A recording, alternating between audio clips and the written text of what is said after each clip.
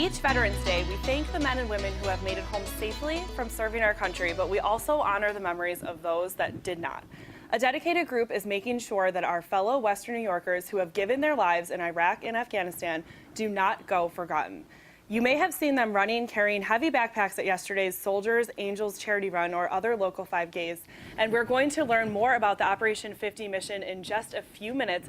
But first, let's take a look at how these veterans and volunteers are dedicating a parcel of land down at the Buffalo Navy Military Park in honor of these veterans.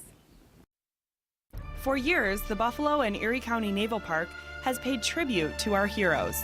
By next Memorial Day, military families are hoping that a new structure will stand along the waterfront, honoring the 65 Western New Yorkers we've lost to the wars in Iraq and Afghanistan. Buffalo hasn't forgotten. Buffalo won't forget.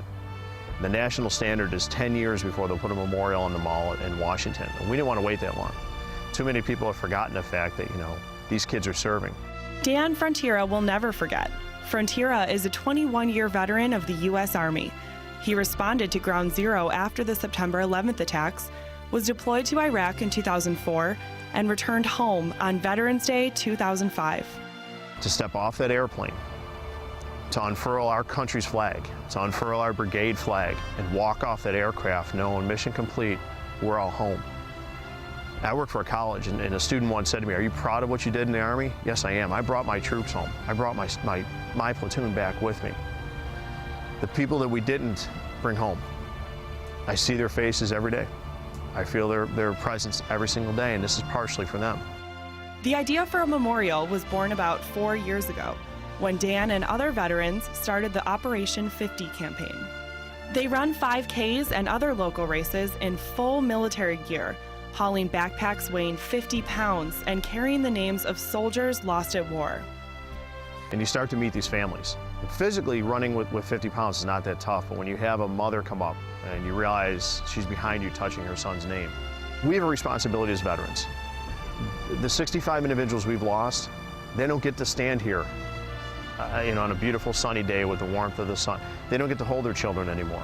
They don't get to be part of hearing the national anthem played for them anymore, or this community. Those names will live on at the IraqAfghanistan Memorial and be incorporated into an abstract design along with the region of the world where they served. The tall object is an eye. It's offset. It looks similar to the towers of New York City, which started this whole process for us. It'll bear the names of all the individuals we've lost in Iraq, and behind it is an offset A, similar to the mountains our troops saw in Afghanistan. That'll bear all the names from Afghanistan we lost. The granite itself will face towards the south, so the names will actually face towards the sun. So every single day, for as long as it stands, way past the time I'm here, those 65 kids will always feel the sun and the warmth and the love of this region right on their faces and their names. And that's what we want for these parents. People will say, it's a piece of stone.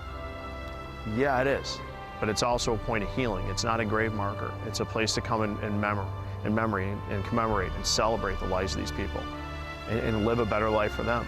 You don't need to know a single name etched on the granite to appreciate what this structure will stand for. If everything works out right, we're standing here on Memorial Day weekend. We dedicate this, we sit here and we hug those families, and we keep going on with our lives to make sure that it's done better for them. All right, and we're very pleased and honored to be joined by two local veterans right now for the remainder of today's Hot Sauce. We have Joe Rosella. You served in Vietnam. Thank you for your service. Thank you. And we also have Ben Benally. You served with the 10th Mountain Division in Afghanistan. Yes, that's correct. And thank you for your service as well, and thank you for being here today. Now, we have to give a shout out to Dan, who couldn't be here this morning, but he did send both of you in his place because you're both very involved with the Operation 50 run and supporters of this project as well. That's right. Thank you, Dan. Thank you. You'll understand. Right. Good morning, Dan. Tell us a little bit about, you've been photographing these Operation 50 runs for years, Joe. Tell us, we have some of the photos that you're going to share with us right now, but what has this experience been like for you? My God, it's been a journey. I was lucky enough to photograph the first run Dan was at. I believe it was at Buff State. And it was a one-man army. He was a force just trying to raise awareness for what we're trying to do.